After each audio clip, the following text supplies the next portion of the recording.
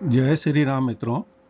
आज हम जो हैं हमारा जो सूर्य ग्रहण और चंद्र ग्रहण अभी मार्च मंथ के अंदर आ रहे हैं, इसी के बारे में। चंद्र ग्रहण तो हमारा हो चुका है और सूर्य ग्रहण जो है 29 तारीख को होगा, तो उन्हीं का जो है हम एस्ट्रोलॉजिकल एनालिसिस करेंगे कि क्या है।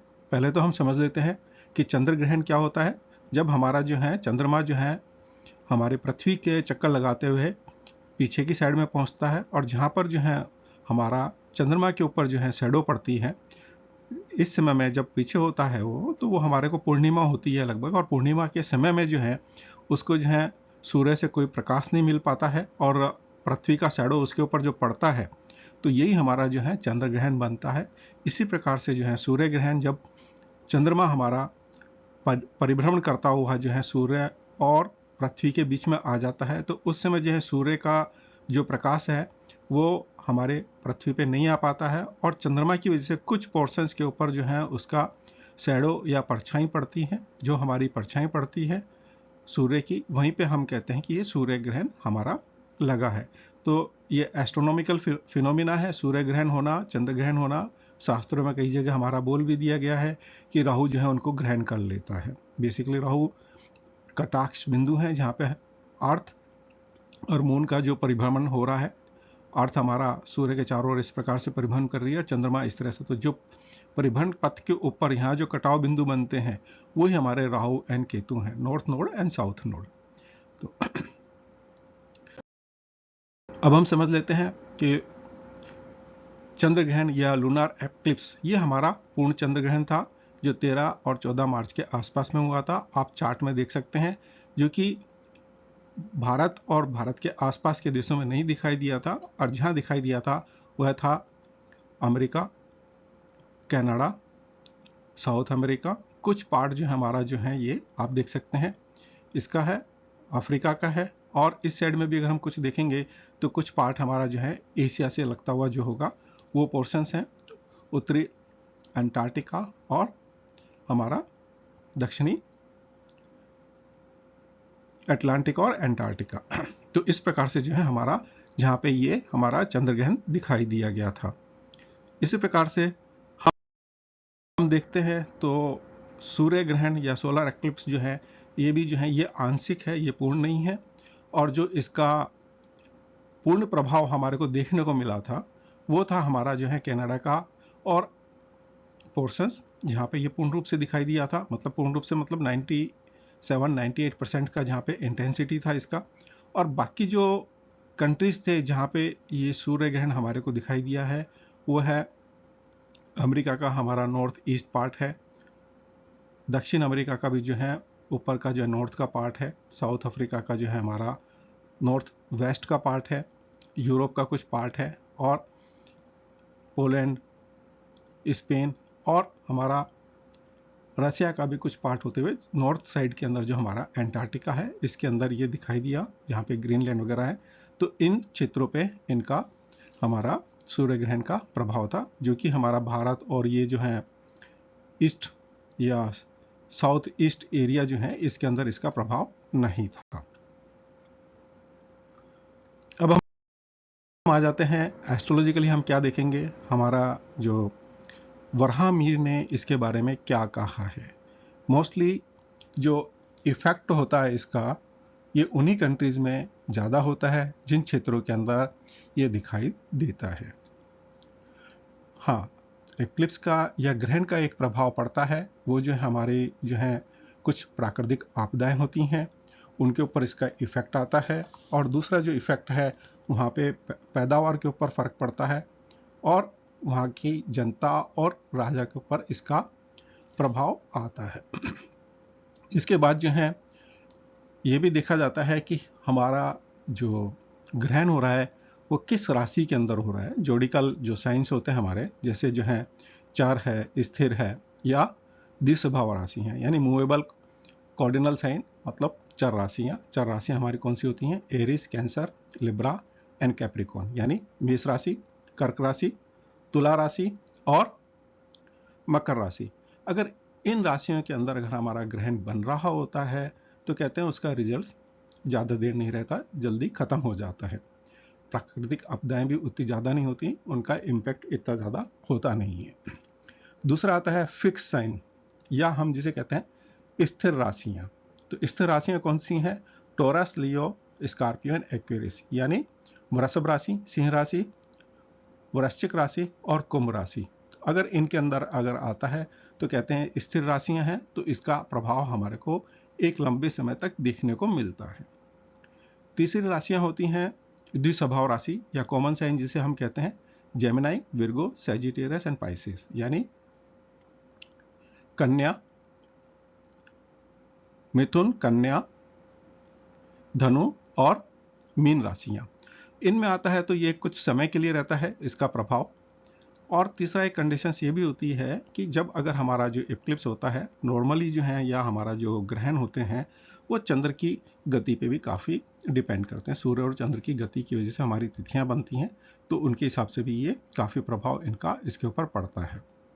और इसमें जो है नॉर्मल अगर गति होती है तो लगभग 15 दिन पे ही हमारा जो है ग्रहण आता है, लेकिन अगर गतियों में अंतर होता है तो कई बार वो जो है कम 13 दिन 12 दिन में भी आपको ग्रहण दिखता है। अगर ग्रहण जो है 15 दिन से अगर कम में होता है तो कहते हैं वो ज़्यादा अच्छा नहीं होता है, उसके अंदर ज़्यादातर जो है डिस्ट्रॉय या ख़राब रिजल्ट्स हमारे को ज़्यादा देखने को मिलते हैं। कहीं ना कहीं उपद्रव होने के चांसेस होते हैं, रिवोल्ट विद द आर्मी, यानी आर्मी के साथ भी कुछ जो है जनता के अंदर विद्रोह वगैरह की स्थितियाँ पैदा हो जाती हैं, और कहीं जो है आग जननी या हमारा जो है ब्लडली बैटल्स, यानी कहीं ना कहीं खून खराबे वगैरह की स्थितियां बन जाती हैं।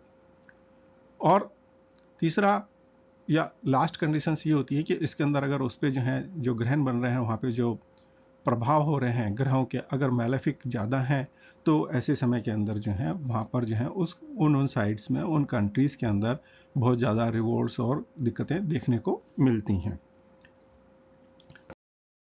अब इसको हम समझ लेते हैं कि सोलर एक्लिप्स जो हमारा यह सूर्य ग्रहण था जो आने वाला है 29 मार्च को, उसका सबसे ज़्यादा मैक्सिमम जो इम्पैक्ट अगर हम देखेंगे तो कनाडा के अंदर जो है अकुलविल नामक जगह है, वहाँ पे जो है 29 मार्च को जो है ये हमारे को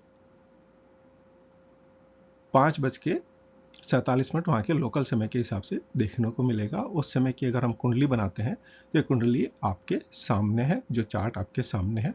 तो इसमें देखते हैं कि मीन लगन की कुंडली बनी है। मीन लगन के अंदर हमारा सूर्य है, चंद्रमा है, बुध है, नेपच्यून है, शुक्र और राहु, इस प्रकार से 6 ग्रहों की एक युक्ति बन रही है।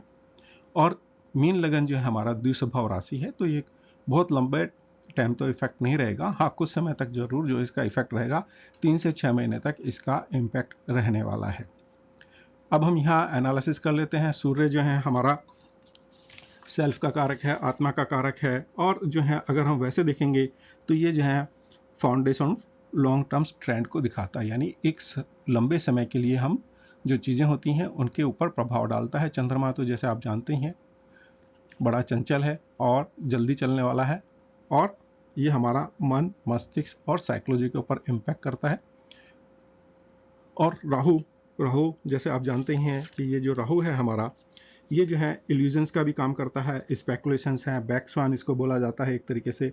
और ये जो है हमारा एक तरीके से कहीं ना कहीं एक बबल को बनाता हुआ नजर आता है, और जो है मार्केट के अंदर कहीं हाइप्स को भी क्रिएट करता है। तो इस तरह से अगर हम देखते हैं तो ये जो है हमारा लगन और सप्तम भाव जो है राहु केतु के एक्सिस के अंदर आ गया है, तो कहीं ना कहीं इनका प्रभाव हमारा इन चीज़ों के ऊपर पड़ेगा।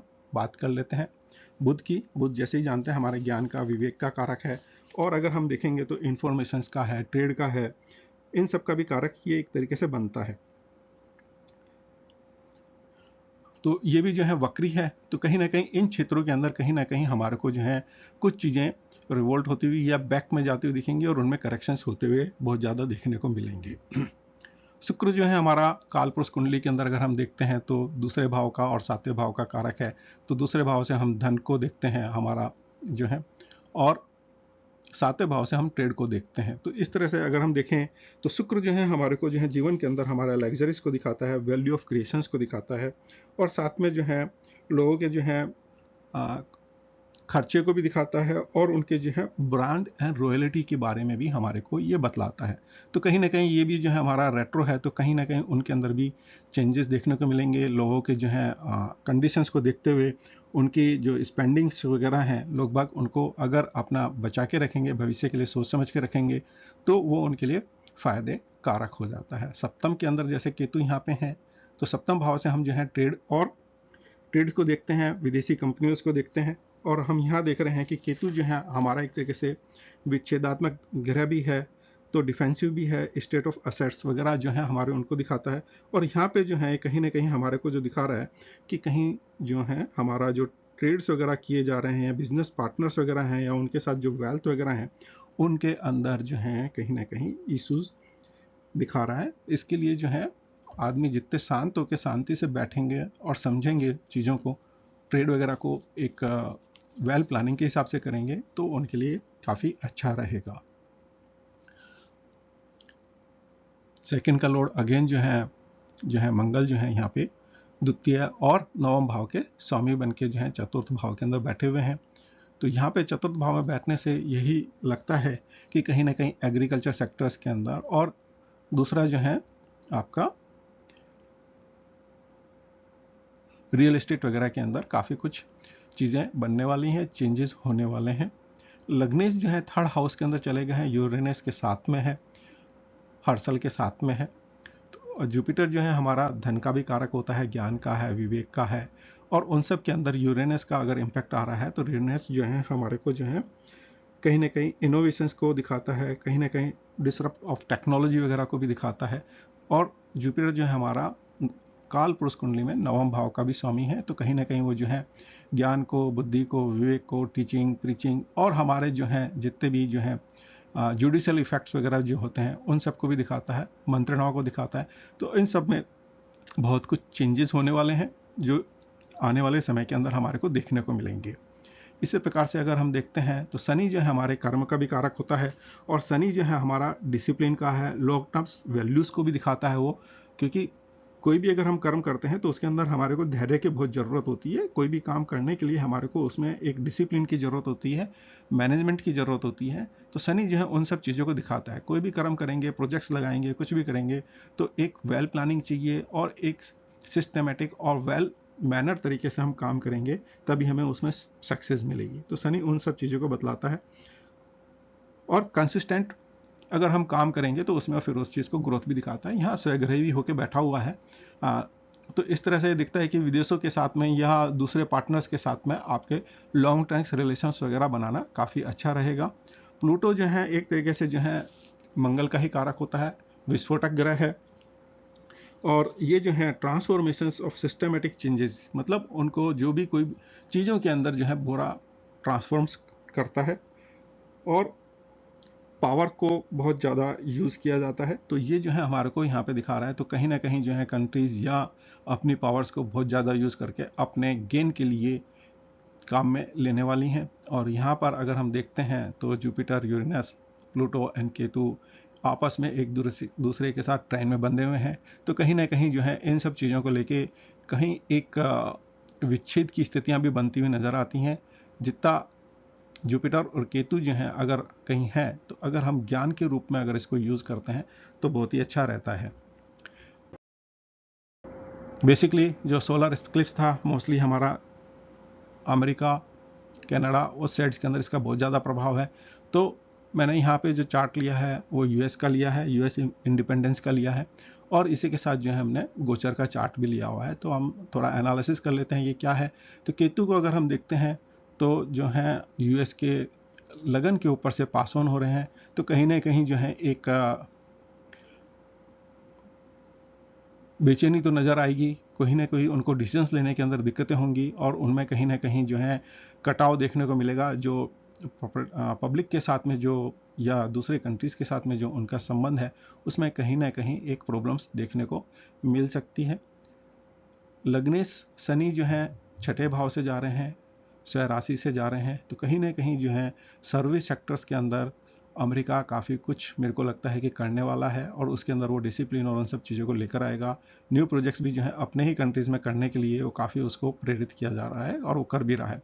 प्लूटो जो है यहाँ पर अगर हम देखेंगे तो वो जो है पंचम भाव से केतु के ऊपर से ही जो है पास ऑन हो रहे हैं। तो ऐसा लगता है कि जो है अपनी फुल पावर को यूटिलाइज करेंगे, लेकिन केतु के होने की वजह से जो है यहाँ कहीं ना कहीं उनके डिसीजंस के अंदर मेरे को लगता है कि बड़ी दिक्कतें होने वाली हैं। उनको सोच समझ के अपने प्लानिंग करनी पड़ेगी, जल्दबाजी ना करें, और जितना पावर का यूज़ करेंगे उससे जो है एक दिक्कत खड़ी होने वाली है उनको। क्योंकि यहाँ पे जो है ग्रहण की कुंडली के अंदर अगर हमने देखा था तो जो ट्रेड या सिक्स सेवन्थ हाउस से जो है केतु का भी प्रसार है, तो कहीं ना कहीं डिटैचमेंट को भी वो दिखाता है। और उससे ये पता लगता है कि एक तरीके से जो इनके ओपन नेट्स होंगे वो अपने आप को कहीं ना कहीं प्रिजर्व करके सोच समझ के प्लानिंग को करके चलेंगे। तो इसका इनको ध्यान रखना चाहिए, क्योंकि यहाँ से फिर वापस से अगर हम देखेंगे तो सप्तम भाव के ऊपर से जो है 6 ग्रहों का जो है मूवमेंट हो रहा है, तो वो इसी चीज़ को दिखा रहा है हमारा। कहीं ना कहीं इनके स्पेकुलेशंस वगैरह के अंदर या उन चीज़ों के अंदर जो अपना काम कर रहे हैं उनमें कहीं इनको दोबारा सोचने की बहुत ज़्यादा ज़रूरत पड़ेगी, नहीं तो जो है बैकफायर होने के भी चांसेस बहुत ज़्यादा मेरे को लगते हैं। मिस फॉर्चून्स वगैरह होने के लिए भी स्थितियाँ यहाँ पे बन जाती हैं। गुरु इनके नवम भाव से पास ऑन हो रहे हैं, जुपिटर के ऊपर से ही पास ऑन हो रहे हैं, वहाँ पे भी जो है बृहस्पति नवम भाव में इनके हैं, और उनकी दृष्टि जो है अपना लगन के ऊपर भी पड़ रही है। तो इस हिसाब से लगता है कि मतलब इनको अगर कोई सलाह देने वाले अगर अच्छे मिलते हैं तो इनको एक अच्छे सलाहकार अपने पास में रखने चाहिए, जो कि इनको एक अच्छी सलाह दें और देश को एक नई दिशा की ओर लेके जाने के लिए इनको प्रेरित करें। मैं कोटा चक्र को देखता हूँ इनका, यूएस का। तो कोटा चक्र के अंदर कोटा स्वामी जो है इनके शुक्र बनते हैं और कोटापाल जो है यहाँ चंद्रमा बनते हैं। तो ये अच्छा है इनकी कुंडली के अंदर कि मतलब जो है यहाँ पे कोटापाल जो है चंद्र जैसे ग्रह हैं, तो एक लंबी कोई प्रॉब्लम्स यहाँ पे क्रिएट होने वाली नज़र नहीं आती हैं यूएस के सामने। हाँ, ये है कि कोटा चक्र को देखते हुए लगता यह है कि आने वाले समय के अंदर जो है अभी तो हमारे को जो है स्तंभ में और मध्य के अंदर कोई भी मैलेफिक प्लेनेट नहीं है, अच्छी स्थिति है इस समय। और आने वाले समय में जो है राहु और केतु दोनों ही जो है अभी आपका जो है मध्य में और स्तंभ में आने वाले हैं। तो ये आने वाले समयों के अंदर जो है नेक्स्ट 3-4 मंथ्स जो हैं इनके लिए अभी अच्छे नहीं हैं। उस समय जो है दुर्गभंग स्थितियां बनेंगी। उस समय हो सकता है कि यूएस को और इंटेंस जो है पूरी दुनिया के साथ में जो है सभी जगह से जो ट्रेड और इनके जो बिजनेस रिलेशंस हैं उनको सोच समझ के आगे बढ़ना चाहिए, क्योंकि आने वाले समय में स्थितियां अच्छी नहीं दिख रही हैं इसके हिसाब से। अगर मैं सर्वतोभद्र को देखता हूं तो सर्वतोभद्र के अंदर अगर हम यहाँ देखेंगे तो इनका जो जन्म नक्षत्र है वो जो है चित्रा बन रहा है। उसके ऊपर जो वेदम है अगर हम यहाँ देखते हैं तो यहाँ जो वेदम बन रहा है इनका ट्रांजिट के अंदर राहु और शनि बैठे हुए हैं पूर्व भाद्रपद पे, और उनका वेदम जन्म नक्षत्र पे भी है और जन्म नक्षत्र के ऊपर जो है केतु की लता भी लग रही है। तो कहीं ना कहीं जो है स्थितियां अभी अच्छी नहीं है, और आने वाले समय में जो है राहु और शनि का जो है कंजक्शंस भी होने वाला है, और जब ये कंजक्शन होगा तो उस समय जो है और इंटेंस स्थिति बनने वाली है यूएस के लिए। इसी प्रकार से अगर हम देखते हैं तो शनि का जो हमारा वेदम है अभी गति फास्ट है, तो उसकी वजह से जो है पुनर्वसु के ऊपर इसका वेदम लग रहा है। यहाँ पे मंगल भी अपने विराजमान है और यहाँ सूल भी है। तो जो भी अगर ये डिसीजन लेते हैं, कर्म के क्षेत्र में काम करते हैं, तो कहीं ना कहीं इनको जो है वो जो भी स्थितियाँ हैं आज की तारीख के अंदर जब तक ये वेदम बदलता नहीं है वो इनको बैकफायर करने वाली हैं और सूल जैसा स्थिति बनेगी इनकी। तो क्योंकि दो मैलेफिक प्लैनेट्स हैं राहु और शनि, तो उन दोनों का वेदम यहाँ हो रहा है, सूल भी यहाँ पर है। तो स्थिति में इनको दिक्कतें होने वाली हैं, डिसीजंस के अंदर दिक्कतें होने वाली हैं, जो कर्म करेंगे वो बैकफायर भी होंगे। इसी प्रकार से अगर हम इनका देखते हैं राइट वेदम, तो राइट वेदम के अंदर जो है राहु का जो वेदम आ रहा है वो हमारा उत्तर आषाढ़ा के ऊपर है, और यहाँ पे जो है सूर्य से संबंधित जो है कंपा नामक सेंसिटिव बन रहा है, और साथ के अंदर जो है यहाँ पे जो है चंद्रमा, शुक्र और शनि की लताएं भी यहाँ पे लग रही हैं।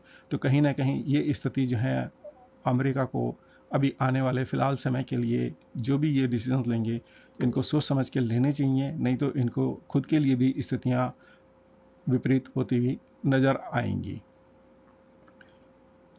तो सूर्य, चंद्र और बुध वगैरह का भी अगर हम यहाँ देखते हैं तो यहाँ पे भी सामने की तरफ जो है इनका वेदम हो रहा है।